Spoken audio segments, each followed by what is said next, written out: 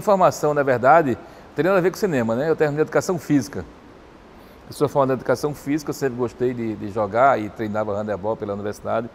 Em 80 eu vim trabalhar aqui na universidade já, eu sou funcionário desde 80, no setor de educação física, no ginásio de esportes, que eu fazia o curso. Só que no meio do curso, mas na verdade no meio para frente um pouco, eu vi que o curso de cinema, o curso de cinema não, na verdade o curso de educação física estava se distanciando de mim. E eu tinha uma turma que eu andava que era muito ligada a cinema, a literatura, teatro, dança, música. E eu comecei a muito a sair com essa galera. E eu comecei a perceber um movimento interno muito grande de cinema. As pessoas na rua filmando, era em Super 8, tudo bem, que era uma bitola mais amadora, mas tem uma efervescência grande. E eu comecei a me interessar pelo cinema paraibano. Eu vi que aqui tinha um cinema, né, que já tem uma tradição muito grande, desde os anos 60, começou nos anos 20 com o Valfredo Rodrigues, né? Aí houve uma certa parada, ficou no cinema educativo nos anos 50 com o João Córdola. E nos anos 60 foi a grande boom do cinema paraibano, né? Que eu nem não sabia disso. Então naquele momento eu comecei a me inteirar de que o cinema paraibano existia e que era forte dentro da cinematografia brasileira e mundial até, porque Aruanda é um filme que extrapolou fronteiras, né? E aí eu descobri que tinha sido criado o Núcleo de Cinema da Universidade, o NUDOC, Núcleo de Documentação Cinematográfica. E aí veio uma luz no fim do túnel, que não era um trem na contramão, né? Era uma luz indo para lá mesmo. E eu vi que comecei a me interessar, e comecei a ir para cineclubes, comecei a participar de sessões de cinemas que aconteciam, promovidos já por essa galera do NUDOC, que estava se formando, e Pedro Santos, o grande maestro Pedro Santos, era o cara que era o coordenador do NUDOC. Então eu comecei a ver que faltava um semestre para acabar meu curso, eu vou terminar esse curso e vou me envolver com cinema, eu não quero mais educação física. E depois eu tentei me transferir do setor da educação física para o NUDOC, que era na reitoria na época. Aí falei com o Pedro Santos, ele disse, não, aqui está precisando de gente, inclusive. E aí eu consegui, depois de muita loucura, batalha, porque eu trabalhava no departamento de educação física, eu já estava no outro departamento que não tinha nada a ver comigo, mas aí eu consegui me transferir, resumindo a história. Quando chegou no NUDOC, aí eu me deparei com aquela coisa mais prática, né? Então eu soube que tinha sido criado o NUDOC em 79, que a jornada de cinema da Bahia que acontece anualmente em Salvador, está até com problemas agora ultimamente, naquele ano, em 79, foi aqui na Paraíba.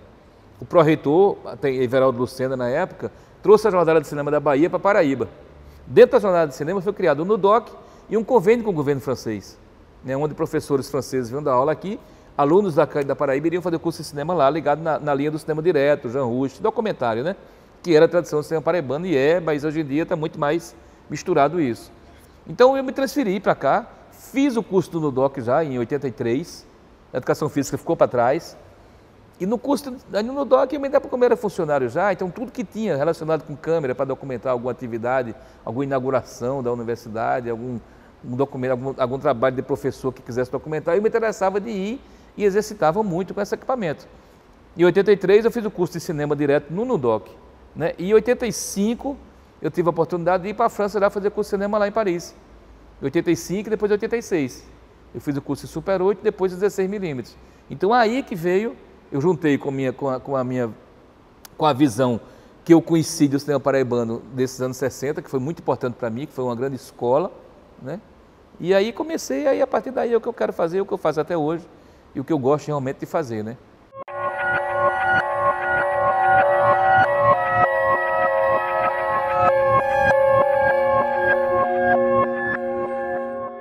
A grande importância para mim do cinema paraibano é que eu conseguia, quando eu comecei a fazer cinema, queria fazer cinema, isso em 81, 82, como eu falei antes, eu comecei a perceber que o cinema paraibano, ele era um cinema super engajado politicamente, era um cinema que denunciava a situação política, econômica e social do país, desde aquela época.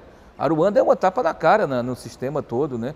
O próprio depois País de São Saruê de Vladimir, que foi censurado, Os Homens do Caranguejo de Ipajuca Podes, enfim, o Romeiros da Guia, de João Ramiro Melo, outra grande figura. Então, assim, tinha uma gama de realizadores e uma gama de filmes, a maioria deles, digamos que quase 100%, se eu não estou enganado, eram muito engajados politicamente. Era um problema de cinema social, um cinema que ia lá investigar e mostrar as mazelas que o país estava passando e que vive até hoje, né? Então, para mim, o cinema ele não é só uma grande diversão, ele é também uma grande diversão. Então, o cinema tem uma função social muito forte e o cinema paraibano sempre cumpriu essa função aí. Então isso abriu minha cabeça e tanto é que depois a minha linha, se você prestar atenção aos filmes que eu já fiz, é lógico que você não pode estar sempre nessa linha engajada, mas está sempre por trás alguma coisa, nas entrelinhas, né, nas entre-imagens, né, no caso.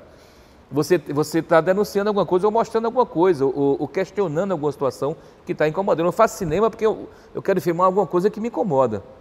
E se me incomoda, eu quero que muita gente compartilhe isso com muita gente, porque as pessoas assistem e vejam, ó, isso aqui está assim, não está legal isso aqui. Né? Então o Cinema Paraibano me ajudou a ter essa visão, entendeu? Então eu acho fundamental, acho importante, tiro o chapéu. E quando eu comecei a fazer cinema, que eu comecei a participar de festivais que eu ia, que as pessoas sabiam que eu era da Paraíba, já vinham falar comigo com a maior festa, perguntando para o Vladimir, para o Linduarte Noronha, para o João Ramiro Melo, mais na frente para o Manfredo Caldas, enfim, uma gama de realizadores. E eu ficava feliz, digo, pô, então o Cinema Paraibano é muito respeitado fora, eu não tinha nem dimensão disso. Que eu acho que hoje ainda muita gente não tem dimensão disso, dessa importância do cinema paraibano para o mundo, né? O cineasta Ivan Lebarov, búlgaro, né, que nos anos 60 ele estudou a Ruanda lá. Então imagina isso, né? Você está na Bulgária, você está falando sobre documentário do mundo inteiro, você está passando a Ruanda, filme daqui, feito por Linduarte Noronha, um pernambucano que veio morar aqui na Paraíba muito cedo, né? Considerado quase paraibano, então. Mas então essa força do cinema paraibano sempre foi muito forte e isso é muito bacana isso, né?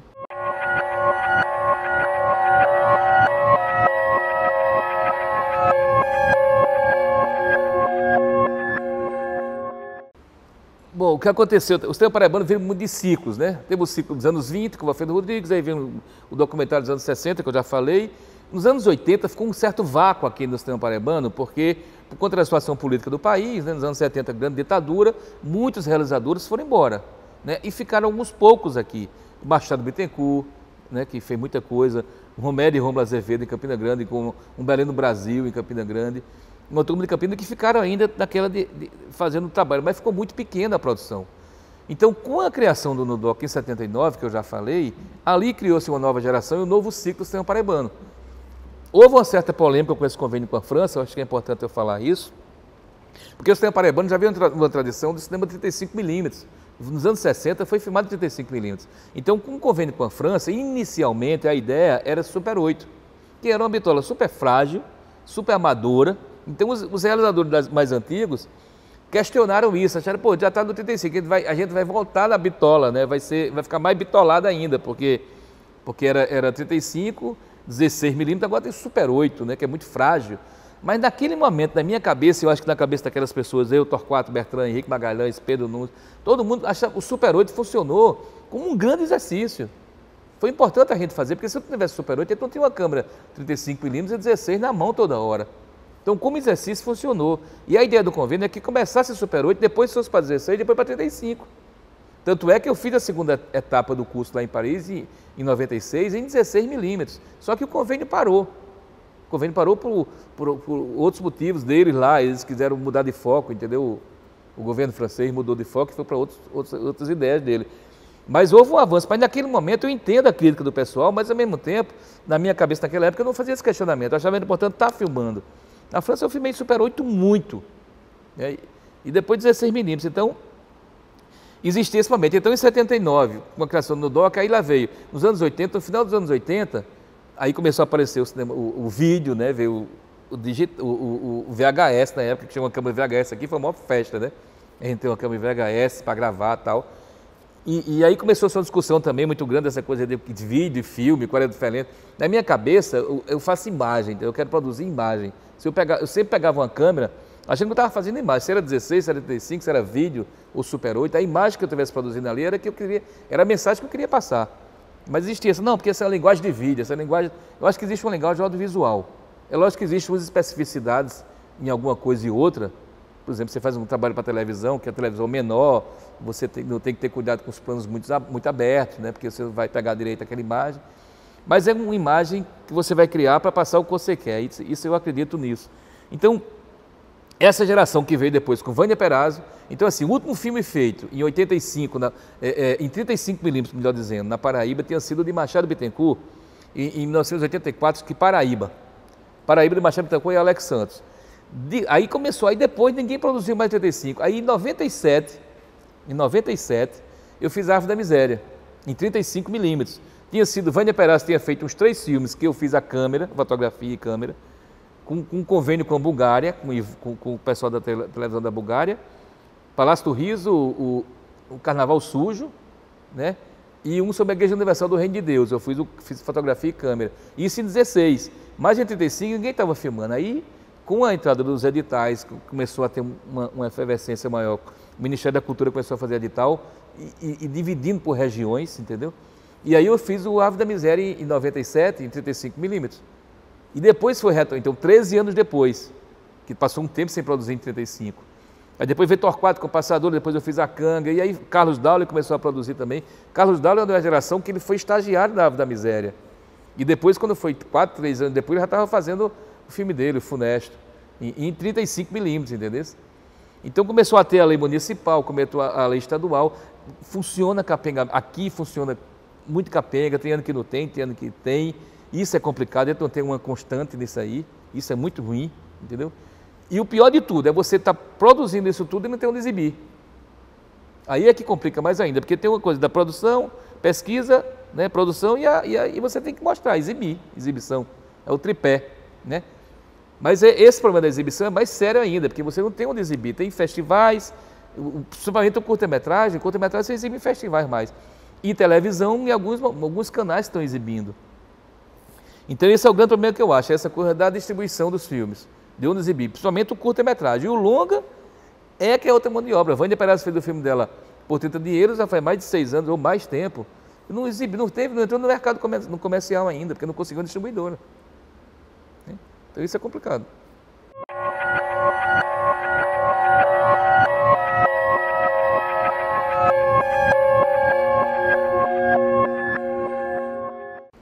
Bom, minha formação em cinema, em película, né? Película. Então, assim, quando eu pegava uma câmera 35mm na minha frente, ou uma 16mm, como o cinema é muito caro, uma lata de rolo de filme tem 4 minutos. O 16mm tem 11, mas o 35 tem 4 minutos. Então, assim, a precisão era muito forte, a gente tinha que ser muito preciso. A gente só ligava o play da câmera porque a gente tinha certeza do que a gente queria. Então, assim, não dava para estar experimentando ou ir filmado sem roteiro, porque o equipamento de 35 era muito caro, complicado isso. Com a chegada do vídeo, isso facilitou muito, porque o vídeo, assim, você pode usar mais, você pega um cartão hoje em dia, principalmente, naquele tempo tem uma fita que já tem 1 hora. O Matic Condentor era 20 minutos, que já era muito, né? 20 minutos, tinha 4, tem 20, já era bom. Mas, por outro lado, eu acho que existia um certo relaxamento, porque a gente achava que podia gravar mais, ou podia até voltar a fita, passava por cima, às vezes, né? Você perdia coisas importantes, muita coisa acabou, a memória foi embora, porque as pessoas pegavam a fita, gravavam, depois eu tinha outra, gravava por cima. E perdia a memória dessa história. Então, assim, o vídeo digital, para mim, eu acho que foi fundamental. E hoje em dia, meus últimos trabalhos, que eu sempre fiz em 35, eu estou fazendo em vídeo digital, uma qualidade estupenda, muito mais simples. Você pega uma fita, um cartão de memória, bota lá, você está vendo esse material na hora. Logicamente, ainda não tem essa qualidade, já está chegando. Hoje em dia, eu acho que já dá para dizer que tem uma qualidade que chega ali, mais ou menos a da película, mas não chega ali. Mas a olho nu você não percebe, o espectador comum não nota. Ah, isso foi feito em vídeo, isso foi feito em 35. O espectador está vendo aquele filme ali, mas já tem câmeras de vídeos digitais de última geração, de alta definição, que chega perto dessa imagem da película. E hoje em dia é mais prático. A película você tem que mandar revelar. Você passava um mês no Rio de Janeiro para voltar para cá, para você ver o material que você foi filmado. Então, essa burocracia aí era complicada. Por outro lado, eu acho que banalizou também um pouco a imagem. Eu acho que ficou aquela coisa, democratizou demais, que é maravilhoso. Não estou dizendo que é ruim, não. Mas o que é que eu acho perigoso? Hoje em dia o cara tem uma câmera, ele tem o microfone da câmera, ele tem o som que ele faz a música em casa, ele edita em casa no monitor dele.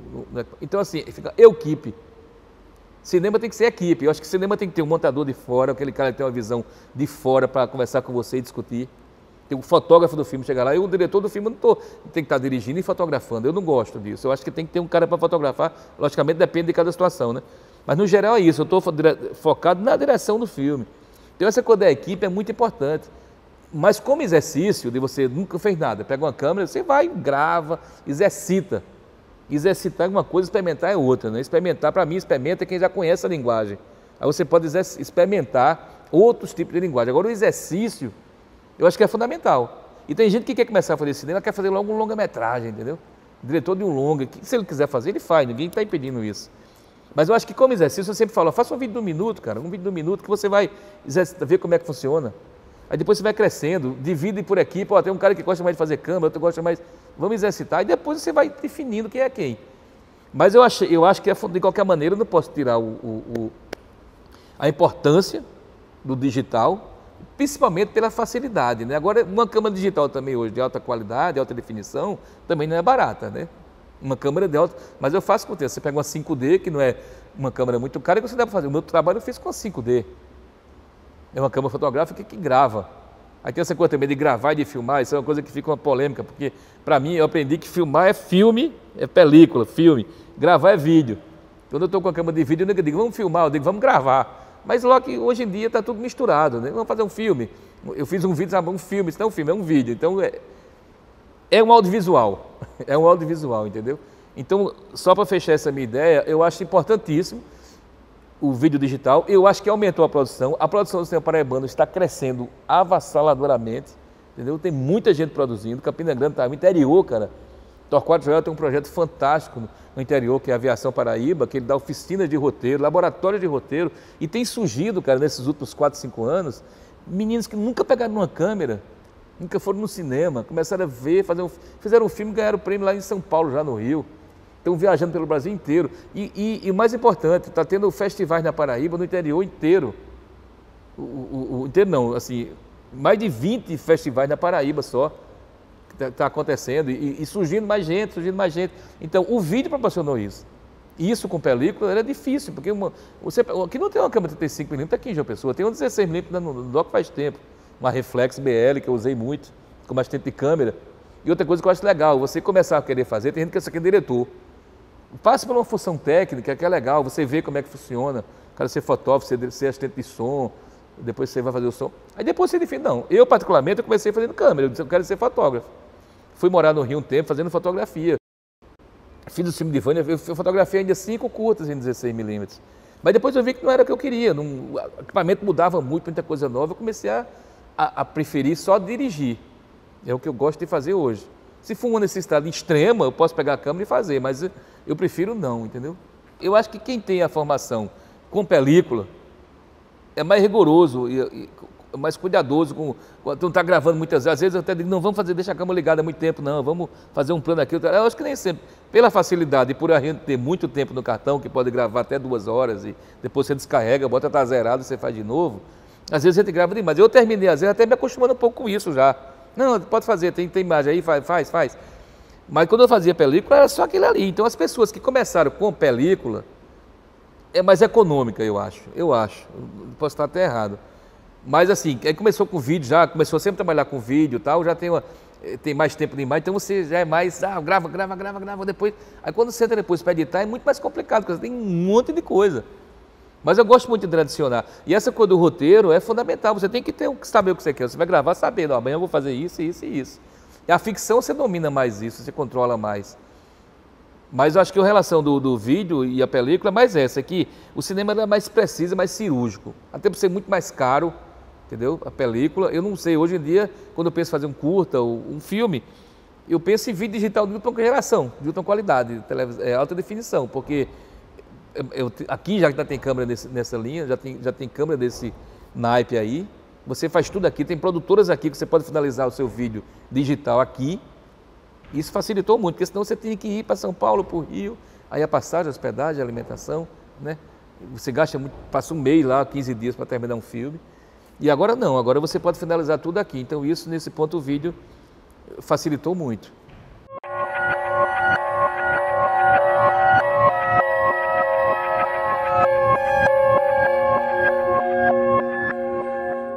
É lógico que com a quantidade vai chegar a qualidade. Por exemplo, se você tem 100 pessoas produzindo, você pelo menos vai tirar uns 20 ali que estão bons.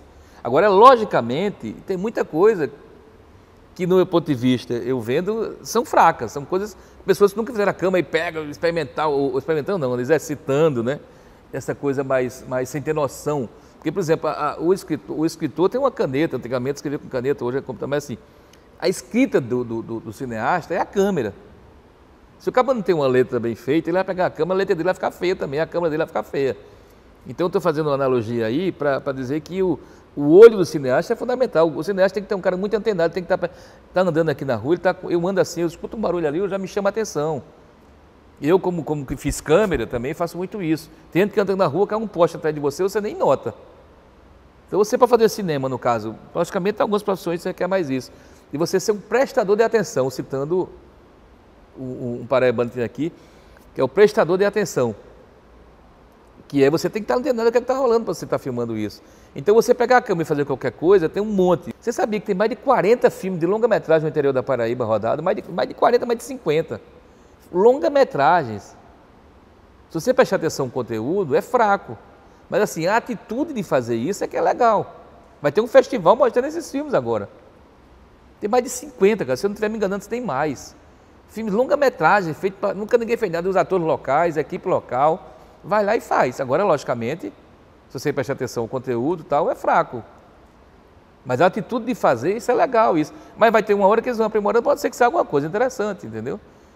E fazer cinema, eu quando faço um filme, acho mais difícil de fazer outro. Eu começo a ficar mais exigente, começo a ficar me cobrando. E você que já fez alguma coisa e já teve uma certa repercussão, aí ninguém já fica, eita, o filme agora, vem um filme aí, vamos ver o que é.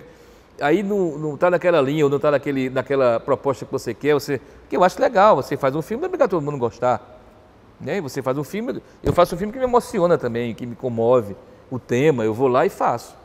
Mas assim, a quantidade, tem muita gente filmando, logicamente não tem muito, mas tem muita gente boa também que está começando aí, fazendo desse jeito. Pegando a câmera e indo atrás. E hoje em dia uma câmera, como eu te falei, essa câmera 5D, você...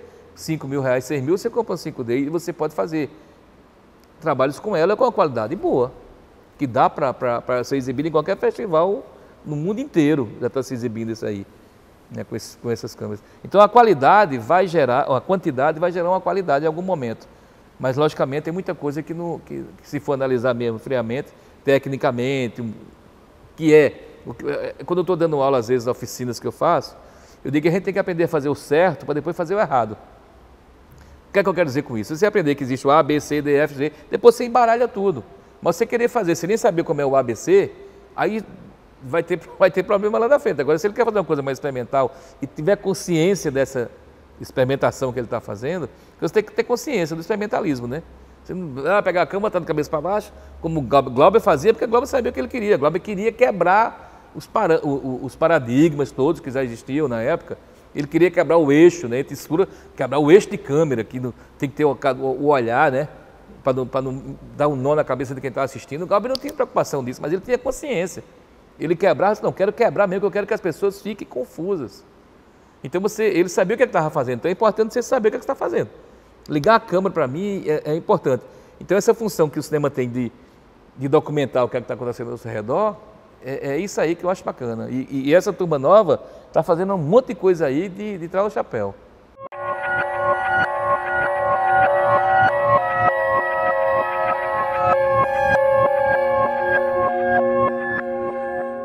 Quando eu comecei a fazer cinema, não tinha se você era amigo do secretário, você era amigo do prefeito, você conseguia chegar lá e você tinha um apoio aqui ou não. Então hoje eu acho que fundamental que tenha os editais, para que você tenha um local para que você escreva o seu projeto e que aí uma comissão vai analisar o projeto, inclusive pessoas de fora, que isso é legal para não conhecer ninguém daqui, e analisar os projetos e aí pronto, você pede aquele valor. Agora primeiro, eu acho que os editais, eles estão diminuindo o seu valor, entendeu? Isso é muito ruim. Começou no valor e começa a diminuir, começa a pulverizar mais isso. Começou a ter mais gente produzindo, isso aí tudo bem, tem que ter gente produzindo. Então vai ter que repartir mais desse bolo. Se você dava 50 para um e tem mais 10 pessoas fazendo aquilo, você tem que pegar esses 50 e dividir para 10 ou para 5. Então o valor vai diminuindo, né? Mas por outro lado é importante que pessoas que estão querendo fazer também entrem nessa jogada aí, né? E aí tem os editais, tem os editais, tem os locais, tem João Pessoa, você tem estadual, né, e tem em nível federal, que funciona anualmente do Ministério da Cultura, só que eu participei do edital de longa-metragem do Ministério da Cultura de baixo orçamento, BO que chama. BO para mim é boletim de ocorrência, né? Que é 1.200.000, 1.200.000. Eu participei com um roteiro chamado Rita no Pomar, que é um roteiro meio de Vinícius Rodrigues, que é baseado no romance de Rinaldo de Fernandes. Participando da primeira leva de 700 projetos para tirar 10. aumentou 10 projetos para 700. A gente baixou na primeira leva, quando baixou para 50, a gente ficou nas 50. Então aí já é um funil. Então assim, resumindo a história, é bom que tenha edital, mas os editais precisam, se ter mais editais, precisa ter um cuidado maior. Como é que funciona essa seleção? Quem é que está selecionando esses filmes? Né? E aqui tem isso. Então esse slogan da Paraíba precisa ser assistida também é fundamental. Essa frase para mim é perfeita. Tem pessoa da Paraíba não conhece o sistema paraibano, então a gente tem que mostrar a produção feita aqui na Paraíba. Eu vejo conversando com a menina, dizendo na Paraíba tem cinema. Disse, não, tem dois só. Sabe onde? O Municipal e o Plaza. Tem cinema, quer dizer, tem produção de filme, né, gente? E não, nunca ninguém fez filme aqui não. Aí lá vai eu querer mostrar que fez. Mas nunca vi, os colégios, as escolas. Devia ter isso. Eu acho que cinema devia ser estudado em escola, cara. Como tem música, tem educação artística, tem que ter cinema, tem literatura. Por que não tem cinema? Cinema é uma arte importante. O cinema é a sétima arte, não porque é a última das artes, é porque ela foi a sétima arte, a última das artes a ser criada, e porque nela tem todas as outras artes no cinema, se você prestar atenção, né? Você tem música, teatro, dança, música, está tudo embutido ali. Então é fundamental que tem esse cinema. Então, voltando à coisa da distribuição, o grande problema também é esse. A prefeitura está abrindo o edital agora para TV Cidade, exibir os filmes, ou pagar, que eu acho que é importante. Agora tem uma discussão aí, que precisa ser importante, que é o seguinte, a prefeitura faz um edital. No edital não está escrito, que este filme que foi produzido pela prefeitura, quando estiver pronto depois, aí tem que respeitar os 2 anos, porque, por exemplo, se eu exibir o filme na televisão antes de 2 anos, eu não posso participar dos festivais, porque o filme já foi exibido na televisão, nenhum festival quer. Depois de 2 anos, eu poder exibir da TV da prefeitura. Não está de descanto nenhum. Se disser, a gente tem que cumprir. Mas como não tem, as pessoas querem exibir o filme. Ah, tem um espaço. A gente está mostrando espaço, vocês não querem, mas não é também assim. E os filmes, a maioria dos cineastas vive de cinema, vive desse dinheiro que entra. Aí o cara diz, não, mas o dinheiro é público. Aí é uma discussão complicada isso.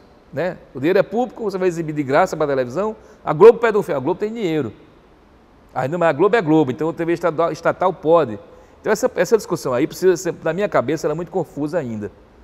Era interessante que tivesse uma discussão sobre isso.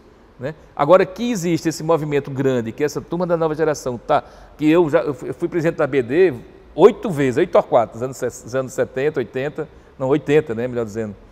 E hoje em dia tem essa turma que está vindo, que está mais brigando, e que eu acho maravilhoso isso, eu acho que tem que ter essa briga mesmo, só que assim, eu estou ficando mais velho, entendeu? O meu estilo, meu comportamento é outro, meu jeito é outro, eu gosto de brigar de outra maneira, eu gosto mais da conversa, de chegar lá e conversar. Posso até estar errado, entendeu?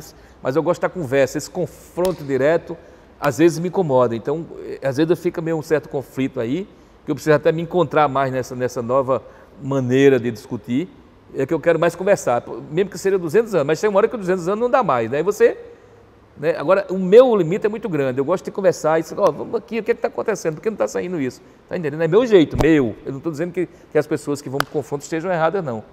Mas assim, esse negócio aí é o nó principal para mim atualmente, é esse aí, na minha cabeça. Aí aceita o certo, fica num distanciamento um pouco, porque eu estou precisando me inteirar melhor do que está acontecendo para não perder o bonde da história.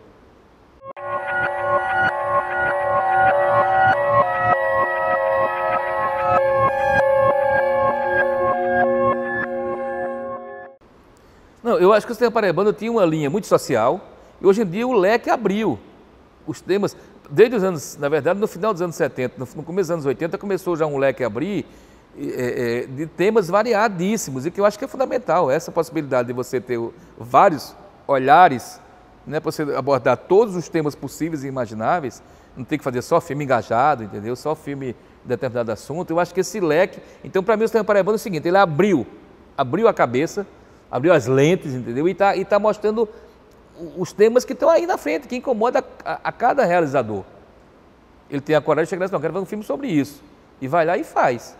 Então esse rumo aí, mas ao mesmo tempo sem perder a essência. Se você prestar atenção, o cinema paraibano ele é muito forte ainda e muito engajado na situação política e social do país, eu acho.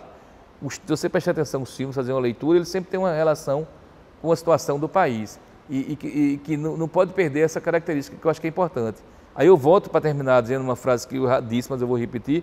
O cinema não é só uma grande diversão, né? Ele também é uma grande diversão. Mas a função social do cinema é muito forte. Eu não estou dizendo que um filme vai mudar a cabeça, nem mudar um comportamento de ninguém, não. Mas pelo menos ele pode abrir a cabeça de alguém para começar a prestar atenção a partir daquele filme Ok, então eu nunca tinha prestado atenção nisso. E o cinema, como a literatura faz, como a música pode fazer, e o cinema tem que ter essa função. Essa lente aí é muito forte. Não é só ligar o play e não. Está mostrando uma coisa que aquele assunto que está lá ali vai tocar na sua pele, tá entendendo? E vai fazer você enxergar de outra maneira. Isso é que eu acho. Para mim, a minha preocupação é essa, é o que me comove, né? O que mexe comigo. Então, assim, eu me preocupava com a Ponte do Cabo Branco, que é um monumento daquele tamanho ali que está se acabando, está destruindo, né?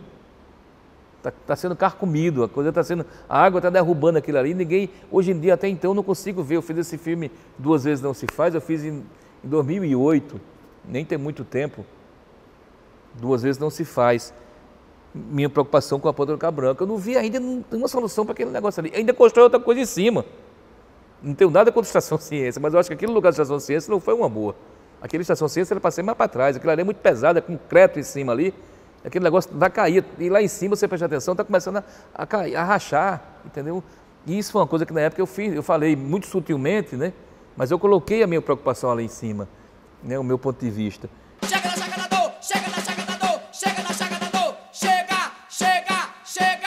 Chega na chaga da dor, chega na chaga da dor, chega na chaga da dor, chega, chega, chega, chega, chega.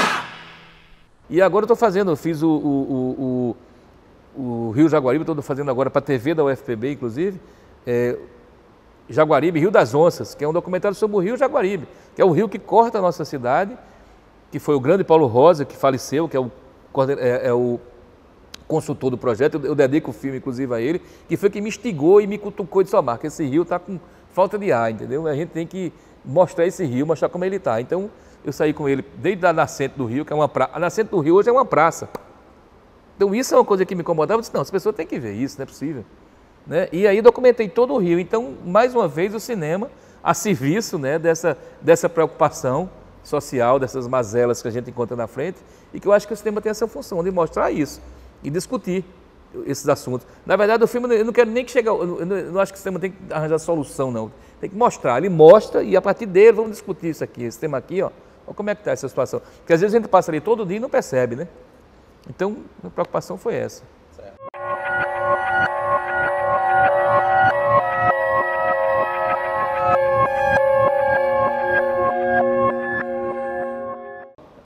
Para você ter uma ideia, o Festival de Cinema Tiradentes agora desse ano, que acabou agora uma semana, teve um panorama do cinema paraibano. Foram selecionados 7 filmes daqui da Paraíba. Existe uma produção grande, então alguns filmes do interior que participaram do Festival de Cinema lá em São Paulo, eles foram indicados, inclusive, a pré-seleção do Festival de Cannes, entendeu? Um filme feito pelo menino que nunca tinha feito nada. É lógico que tem uma assessoria muito forte, muito grande, de Torquato Joel, que ele está em cima, que ele está orientando as pessoas, mas ele deixa muitas pessoas à vontade para fazer o trabalho que mexe lá com eles, dentro da realidade deles. E a famosa frase que é, fale da sua aldeia, que você fala para o mundo. Se você fala do seu local, da sua cidade, da sua comunidade, você está falando para o mundo, né?